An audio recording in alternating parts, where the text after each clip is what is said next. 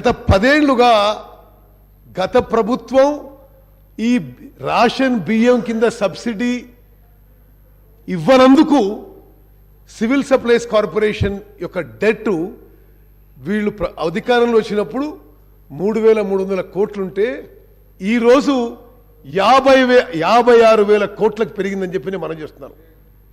The debt of civil supplies corporation has grown from 3,361 crores to 56,000 crores. కేవలం వీరు ఇవ్వాల్సిన subsidy ఇవ్వనందుకే నేను మనం చేస్తున్నారు. మరి అదేవిధంగా నేను పూర్తి చేసినాక వాళ్ళు మాట్లాడమని చెప్పండి. అదేవిధంగా 56,000 కోట్ల అప్పు కాకుండా మహేష్ రెడ్డి గారు నేను అయినాక మీరు మాట్లాడండి. నేను అయినాక మీరు మాట్లాడండి ప్లీజ్. అయినాక మాట్లాడండి. సరే ఫైనల్ స్పీకర్ గారు ఒక విషయము అంటే సివిల్ సప్లైస్ కార్పొరేషన్ నిరుపేదలకి బియ్యం ఇచ్చే కార్పొరేషన్కి గత ప్రభుత్వం 10 ఏళ్లలో ఒక్క సంవత్సరం కూడా పూర్తి సబ్సిడీ విడుదల చేయనందుకు 56,000 కోట్లకు అప్పు పెరిగింది. 56,000 కోట్ల అప్పు పెరగడమే కాకుండా ఈరోజు సివిల్ సప్లైస్ కార్పొరేషన్ యొక్క నష్టాలు లాసెస్ సివిల్ సప్లైస్ కార్పొరేషన్ గత ప్రభుత్వం యొక్క లెగసీ నష్టాలు 11,500 కోట్లు. సివిల్ సప్లైస్ కార్పొరేషన్లో వాళ్ళు వదిలిపెట్టిన నష్టాలు 11,500 కోట్లు. ఏ స్టేట్లో అదే అన్నిట్లో మీరు ఎట్లా అవుట్ స్టాండింగ్ పబ్లిక్ డెట్ వదిలిపెట్టినంటే కేవలం సివిల్ సప్లైస్ కార్పొరేషన్కే ఇప్పుడు యాన్యువల్ ఇంట్రెస్ట్ పేమెంట్ 3,000 కోట్లు కట్టాల్సి ఉంది. అది మరి గత ప్రభుత్వం యొక్క నిర్వాహకం అని చెప్పి నేను మనవి చేస్తూ, అదేవిధంగా 11,500 కోట్లు నష్టం ఎప్పుడు ఈరోజు అన్సెక్యూర్డ్గా 22,000 కోట్ల ప్యాడీ స్టాక్ మీరు రైస్ మిల్లర్ దగ్గర పెట్టారు. Any security nothing, bank guarantee ఏం లేదు. ఈరోజు 22,000 కోట్ల ప్యాడీ మీరు ఫాలో అయిన ప్రొసీజర్ మేరకు రైస్ మిల్లర్ దగ్గర ఉంది. అది ఎంత మేరకు రిట్రీవ్ అవుతుందో నోబడీ నోస్. ఆడిట్ అండి సివిల్ సప్లైస్ కార్పొరేషన్ది ప్యానల్ స్పీకర్ గారు, లాస్ట్ ఆడిట్ ఇయర్ 2018-19 ఇప్పుడు పూర్తవుతుంది. అంటే గత 4 ఏళ్ల సంది ఆడిట్ కూడా లేదని చెప్పి నేను మనవి చేస్తున్నాను. ఇప్పుడు సప్లై చేస్తున్న బియ్యం గురించి 5 కిలోలు కేంద్ర ప్రభుత్వం, కేవలం 1 కిలో బియ్యం గత ప్రభుత్వం సప్లై చేసిన విషయం కూడా నేను యావత్ తెలంగాణ ప్రజానికాన్ని గుర్తు చేస్తున్నా. ఈ 6 కిలోలు కూడా ఈరోజు 70-75% రేషన్ బెనిఫిషరీస్ ఎవరూ తినడం లేదు. క్వాలిటీ పూర్ ఉండడంతో కేంద్ర ప్రభుత్వం ఆ 5 కిలోలకు కానీ రాష్ట్ర ప్రభుత్వం 1 కిలోకి కానీ మీరు ఖర్చు పెడుతుంది రైస్ ప్రొక్యూర్మెంట్కి 39 రూపాయలు కిలో ఖర్చు పెట్టి. No after I finish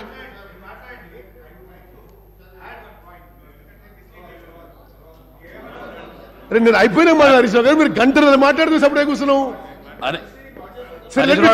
let me complete. ఈ 6 కిలోల బియ్యం ఏది కేంద్ర మీకు ఇస్తాను. వారి మాట్లాడి మీరు మాట్లాడి కూర్చోండి.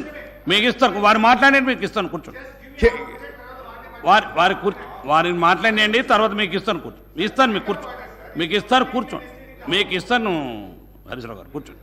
సరే, ఇప్పుడు ఈ 6 కిలోల బియ్యం అంటే ఒక్కొక్క కిలో బియ్యం కేంద్ర ప్రభుత్వం కానీ రాష్ట్ర ప్రభుత్వం కానీ 39 రూపాయల కిలోకి ప్రొక్యూర్మెంట్ చేసి ఈ రాష్ట్రంలో ఈరోజు ఆ రైస్ క్వాలిటీ ఎట్లుందంటే 70-75% రేషన్ బియ్యం ఈరోజు డైవర్ట్ అవ్వడం, మిస్యూజ్ కావడం, వేరే యూస్ జరగడం మీ అందరికీ తెలిసిన విషయమే.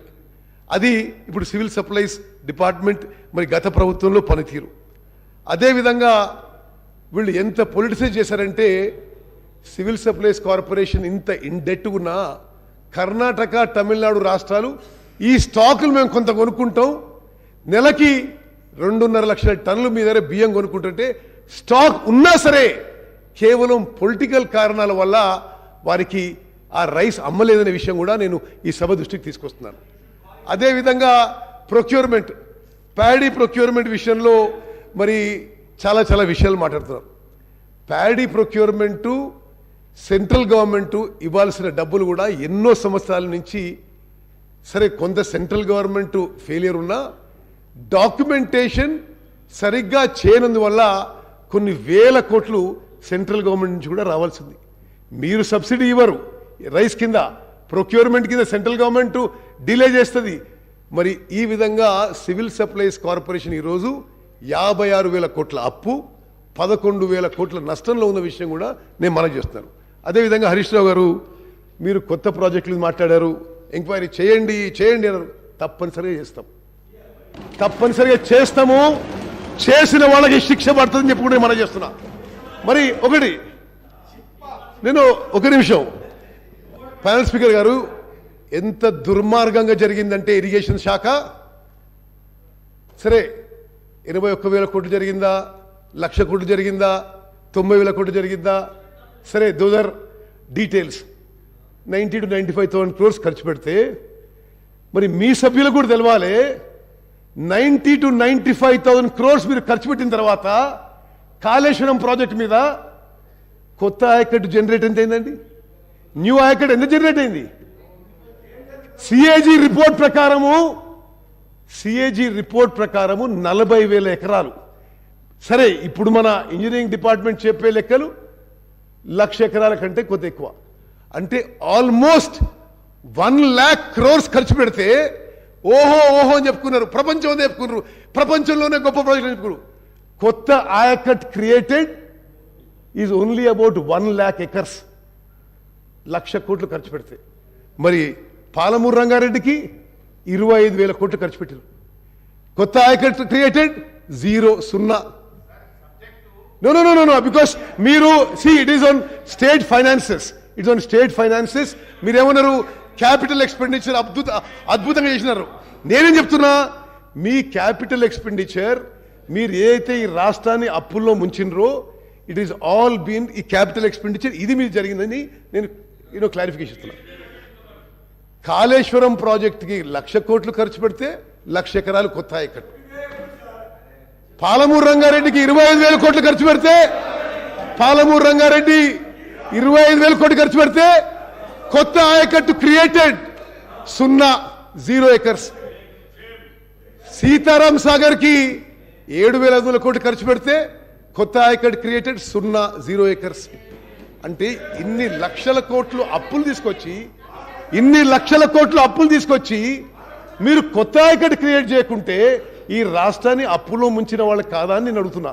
అదేవిధంగా స్పీకర్ గారు, ఇది మొత్తం శాసనసభకి తెలంగాణ ప్రజానికాన్ని జరగాలి. మేడిగడ్డలో జరిగిన విషయం క్రిమినల్ నెగ్లిజెన్స్. వరుస సమీక్షల తర్వాత నేను చెప్తున్నా, Medigadda barrage purely design, purely built. స్వతంత్ర భారతదేశ చరిత్రలో ఎక్కడ కూడా ఇన్ని వేల కోట్లు ఖర్చు పెట్టి ఒక బ్యారేజ్ కొలాప్స్ కావడం, అసలు నేను ఏ డేట్ జరిగిందండి? అక్టోబర్ 21. వాళ్ళ ప్రభుత్వం ఉన్నది ఎప్పటి వరకు? బహుశా వారం 10 రోజుల కింద వరకు. ఆనాటి ముఖ్యమంత్రి ఒక్క మాట మాట్లాడలేదు. ఇప్పుడు చూస్తుంటే there are many alarming signals. ఎవరు రియాక్ట్ కాలేదు, ఎవరు దాని మీద ఏమి రెక్టిఫికేషన్ చర్యలు తీసుకోలేదు. నిన్న ఏది ఏజెన్సీ కన్స్ట్రక్షన్ వచ్చిండ్రో వాళ్ళు ఏమంటారు, మీరు డిజైన్ ఇచ్చిండ్రు, మీరే స్పెసిఫికేషన్ ఇచ్చిండ్రు, మీరే మెటీరియల్ చెప్పిండ్రు, దాని ప్రకారం కట్టినాం. ఇంజనీర్లు అడిగితే ఇదేం డిజైన్ అంటే అప్పుడు ఎవరు సార్ మొత్తం డిజైన్ ఒక ఆయన కదా, ఆయన కట్టమని మేము కట్టినాం. ఇట్ ఈస్ అంటే I'm saying with great responsibility, nothing is great response చెప్తున్నది. మేడిగడ్డ బ్యారేజ్ పియర్, ఆ పియర్ ఉంటుంది కదా, బ్లాక్ నెంబర్ 7, వాళ్ళని ఐ విట్నెస్ అడిగితే పెద్ద శబ్దం వచ్చింది, కొలాప్స్ అయిపోయింది. ఒక్కసారి 5 feet కొలాప్స్ అయిపోయింది లోపలికి. సరే నేను అడిగిన what is the worst scenario, what is the best scenario. వాళ్ళ అదర్ ఏజెన్సీస్తో as a government is a continuous process. I have tried to protect interest of Telangana people and the government. How do we rectify situation? వాళ్ళు ఏమంటారంటే, సరే ఇప్పుడు ఏదో October 21 జరిగితే ఈరోజు ఏంది 15th or 16th 17th 18th ఇప్పటి వరకు సరే ఆ 40 రోజుల్లో వాళ్ళు కంటిన్యూ 40 రోజుల్లో సీరియస్ ఇన్వెస్టిగేషన్ ఎంక్వైరీ కూడా జరగలేదు. ఇప్పుడు ఎల్ఎన్టీ ఎక్స్పర్ట్స్ ఏమంటారంటే మాకు ఉన్న అభిప్రాయంలో జియాలజీ సరిగా చెక్ చేయలేదు, డిజైన్ సరిగా లేదు, కాబట్టి పియర్ యొక్క ఫౌండేషన్ కొలాప్స్ అయింది. మరి ఏం చేయాలి దానికి? మొత్తం బ్లాక్ 7 యొక్క లాంగవిటీ గురించి మరి ఏం చేయగలుగుతామో మరి వాళ్ళు ఇంకా ఇన్వెస్టిగేషన్ చేస్తున్నారు. But it is such a serious lab. మరి హరీష్ రావు గారు, మరి మీరు అందరూ ఇంత పెద్ద పెద్ద మాటలు మాట్లాడినరు, మేము అద్భుతంగా ప్రాజెక్టులు కట్టినాం. మీరు కట్టిన మీ మాటల్లో అతి అద్భుతమైన ప్రాజెక్టు పరిస్థితి ఇది. అంటే అప్పు తీసుకొచ్చి కట్టినది ఇది మేడిగడ్డ బ్యారేజ్. అన్నారం సుందిల్లా రెండిటికి క్రాక్స్. దానికి